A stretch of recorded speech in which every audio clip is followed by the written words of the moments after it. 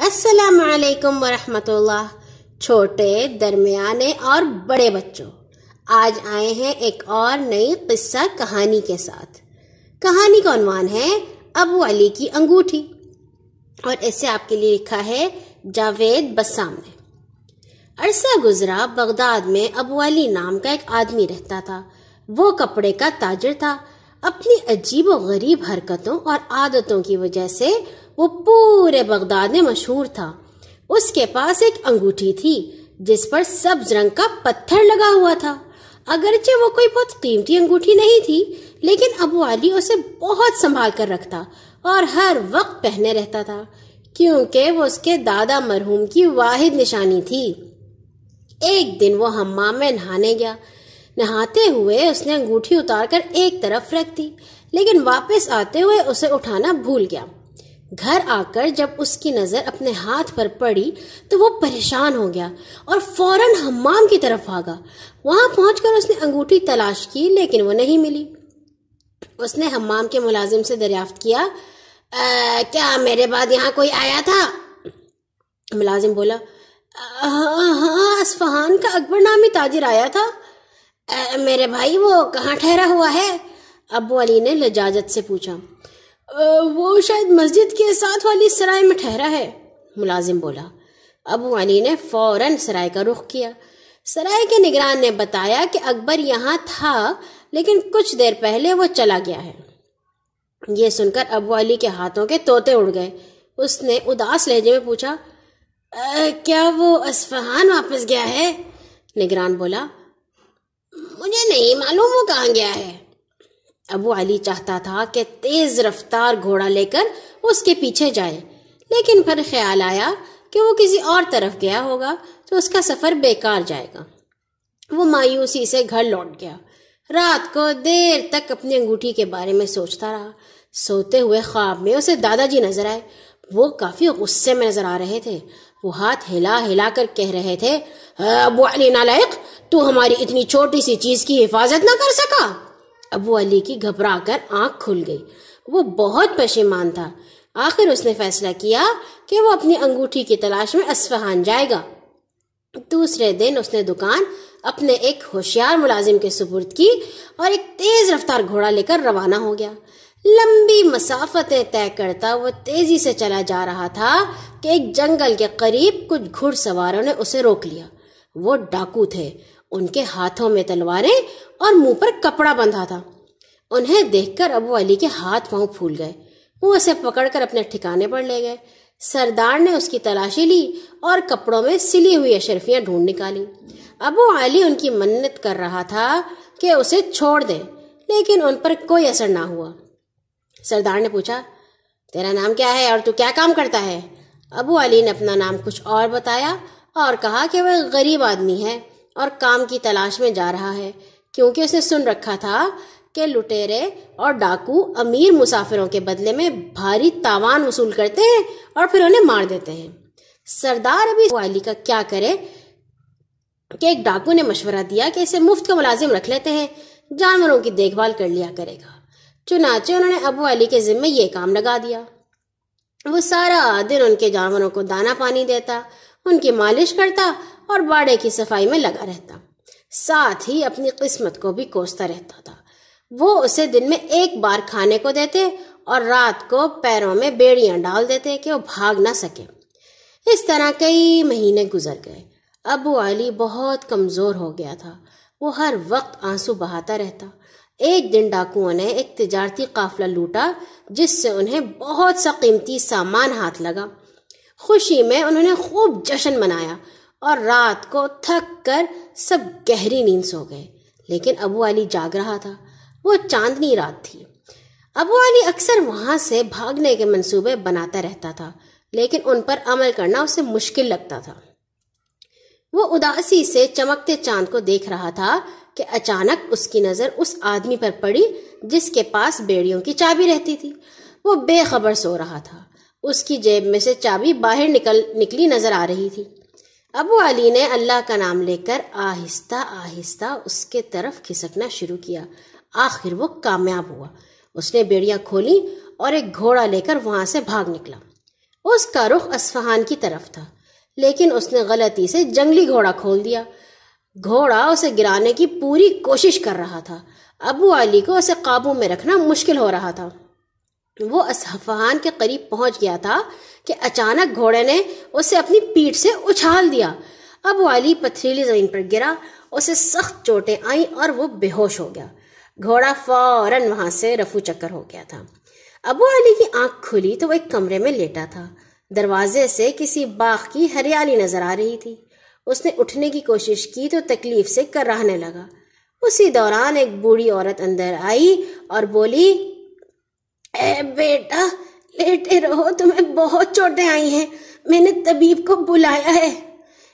میں کہاں ہوں؟ ابو علی نے پوچھا۔ تم میرے باغ میں ہو، باہر راستے پر پڑے تھے، میں اپنے ملازم کی مدد سے اندر لائی ہوں۔ اسی وقت ملازم طبیب کو لے آیا۔ طبیب نے ابو علی کو دوا دی۔ ابو علی نے عورت کا شکریہ ادا کیا۔ عورت نے پوچھا وہ کہاں سے آیا ہے؟ ابو علی نے بتایا کہ وہ اپنی انگوٹھی کی تلاش میں بغداد سے آیا ہے۔ غرض مہربان عورت نے ابو علی کی اچھی طرح تیمارداری کی۔ کچھ دنوں میں اس کے زخم ٹھیک ہو گئے تو اس نے عورت سے اجازت چاہی اور شہر کی طرف چل دیا۔ اصفہان بہت بڑا شہر تھا۔ ابو علی پر جلدی یہ حقیقت کھل گئی کہ صرف نام سے کسی کو تلاش کرنا آسان نہیں۔ وہ بازار میں گھومتا رہا، پھر اسے بھوک ستانے لگی تو پتہ چلا کہ جیب میں پھوٹی کوڑی بھی نہیں ہے۔ اسے اپنی بیوقوفی پہ ہنسی آ گئی۔ آخر اسے بھوکا رہنا پڑا اور رات مسجد میں سو کر گزاری۔ اگلے دن اس نے بوڑھی عورت کے باغ کا رخ کیا۔ وہ امرودوں کا موسم تھا۔ تمام درخت امرودوں سے لدے ہوئے تھے۔ بہت سے پھیری والے پھل خریدنے وہاں آئے ہوئے تھے۔ ابو علی نے عورت سے درخواست کی کہ اسے بھی امرود دے دیے جائیں تاکہ انہیں بیچ کر وہ اپنی گزر بسر کر سکے۔ عورت کو یقین تھا کہ ابو علی ایماندار آدمی ہے۔ جلدی ابو علی نے تمام امرود بیچ دیے۔ اب وہ یہی کرتا، روزانہ کبھی امرود کبھی خربوزے باغ سے لاتا اور انہیں بیچ دیتا۔ جلد ہی اس نے عورت کی اصل رقم ادا کر دی۔ کام سے فارغ ہو کر وہ اکبر نامی تاجر کی تلاش میں گھومتا رہتا۔ وہ اسے بازاروں، مسجدوں اور قہوہ خانوں میں تلاش کرتا لیکن کامیاب نہ ہوتا۔ ایک دن وہ قہوہ خانے میں اداس بیٹھا تھا کہ قہوہ خانے کے مالک نے پوچھا کہ وہ کون ہے۔ ابو علی نے اسے اپنی داستان سنائی۔ مالک بولا، کیا تم اسے پہچانتے ہو؟ ابو علی نے نفی میں گردن ہلائی۔ کیا تمہیں اس کے کام کا پتہ ہے؟ ابو علی نے کہا، نہیں۔ وہ کی آنکھوں میں آنسو آ گئے تھے۔ مالک بولا، اس شہر میں سینکڑوں اکبر رہتے ہیں۔ خیر میں تمہاری مدد کرتا ہوں۔ میں اکبر نام کے بہت سے لوگوں کو جانتا ہوں۔ ایک اکبر وہ ہے جو عطر کا تاجر ہے لیکن وہ تجارتی سفر پر نہیں جاتا۔ وہ اپنی یادداشت پر زور دیتے ہوئے خود کلامی کے انداز میں بول رہا تھا۔ دوسرا کھجوروں کا تاجر ہے لیکن وہ تو کافی دنوں سے ملک شام گیا ہوا ہے۔ اور ہاں یاد آیا، تم اس اکبر کی تلاش میں تو نہیں جو مسالوں کا تاجر ہے؟ وہ کچھ مہینوں پہلے بغداد گیا تھا۔ ہاں وہی ہوگا، چلو ہم اس کے پاس چلتے ہیں۔ ابو علی کو کچھ امید ہوئی۔ وہ دعا کرتا ہوا اس کے ساتھ ہو لیا۔ وہ شہر کی پتلی پرہجوم گلیوں سے گزرتے مسالہ منڈی پہنچے۔ وہاں جگہ جگہ مرچیں پیسی جا رہی تھی۔ ابو علی کو چھینکیں آنے لگی اور آنکھوں سے پانی بہنے لگا۔ آخر وہ ایک دکان پر رک گئے۔ قہوہ خانے کے مالک نے آواز لگائی، ہاں بھائی، اکبر میاں تشریف رکھتے ہیں؟ اندر سے ایک نوجوان باہر آیا اور بولا، وہ دکان پر نہیں ہے۔ مالک بولا، انہیں بلاؤ، ہمیں ان سے ضروری کام ہے۔ لیکن وہ تو کل ہی ایک تجارتی قافلے کے ساتھ قندھار چلے گئے ہیں، نوجوان نے کہا۔ یہ سن کر ابو علی کے منہ سے آہ نکلی اور وہ دھم سے ایک مونڈے پر بیٹھ گیا۔ قہوہ خانے کے مالک نے نوجوان کو ابو علی کی کہانی سنائی اور پوچھا کہ وہ کب واپس آئیں گے۔ وہ بولا، انہیں آنے میں 3-4 ماہ لگیں گے۔ قہوہ خانے کا مالک بولا، لو میاں ابو علی، تمہارا شکار پھر ہاتھ سے نکل گیا۔ میری بات مانو تو واپس چلے جاؤ۔ لیکن ابو علی نہ مانا۔ دوسرے دن اس نے مہربان بوڑھی عورت سے گھوڑا ادھار لیا اور قندھار کی طرف روانہ ہو گیا۔ وہاں پہنچ کر وہ سیدھا مسالہ منڈی پہنچا اور وہاں کے دکانداروں سے اکبر نامی تاجر کے بارے میں دریافت کیا۔ ایک تاجر نے اسے سرائے کا پتہ بتا دیا جہاں وہ ٹھہرا ہوا تھا۔ ابو علی وہاں پہنچا۔ آخر اسے مسالوں کا تاجر اکبر مل گیا۔ ابو علی نے جب اس سے اپنی انگوٹھی مانگی تو وہ سوچ میں پڑ گیا اور پھر کہنے لگا، ہاں، مجھے کچھ کچھ تو یاد آ رہا ہے۔ میں نے حمام کے فرش پر ایک انگوٹھی پڑی دیکھی تھی، لیکن میں نے تو اسے اٹھا کر اوپر طاق میں رکھ دیا تھا کہ کہیں پانی کے ساتھ بہہ کر نالی میں نہ چلی جائے۔ یہ سن کر ابو علی نے ایک چیخ ماری اور چکرا کر گر گیا۔ تاجر نے اسے پانی کے چھینٹے مارے تو اسے ہوش آیا۔ وہ دیر تک ابو علی کے ہاتھ منہ سہلاتا رہا اور اسے تسلی دیتا رہا۔ کچھ دیر بعد اس کی طبیعت ٹھیک ہوئی تو وہ بولا، شاید میرے نصیب میں پریشانیاں لکھی تھی، میں خواہ در بدر کی خاک چھانتا رہا۔ لیکن اب کیا ہو سکتا تھا؟ وہ اداس واپس روانہ ہو گیا۔ بہت دنوں بعد ہزاروں میل کا فاصلہ طے کرتا وہ بغداد پہنچا۔ اس کی بہت بری حالت تھی۔ وہ تھکا ہارا سب سے پہلے حمام میں گیا۔ آخر اسے انگوٹھی مل گئی۔ وہ طاق کے اوپر ایک دراز میں پھنسی ہوئی تھی۔ ابو علی نے نکال کر پہنی تو اس کی جان میں جان آئی۔ پھر وہ گھر چلا گیا۔ وہاں اس کی بیوی پریشان بیٹھی تھی، کیونکہ ابو علی کا ہوشیار ملازم تمام کمائی لے کر بھاگ گیا تھا۔ دکان بھی خالی پڑی تھی۔ ابو علی پھر غریب ہو گیا تھا، لیکن اس نے ہمت نہیں ہاری۔ اس نے کچھ رقم ادھار لے کر کام شروع کر دیا۔ اس لمبے سفر سے اس نے بہت کچھ سیکھا تھا۔ اس میں مشکلات سے نمٹنے کی طاقت آ گئی تھی۔ وہ سمجھ گیا تھا کہ جلد بازی اچھی چیز نہیں اور ہر فیصلہ سوچ سمجھ کر کرنا چاہیے۔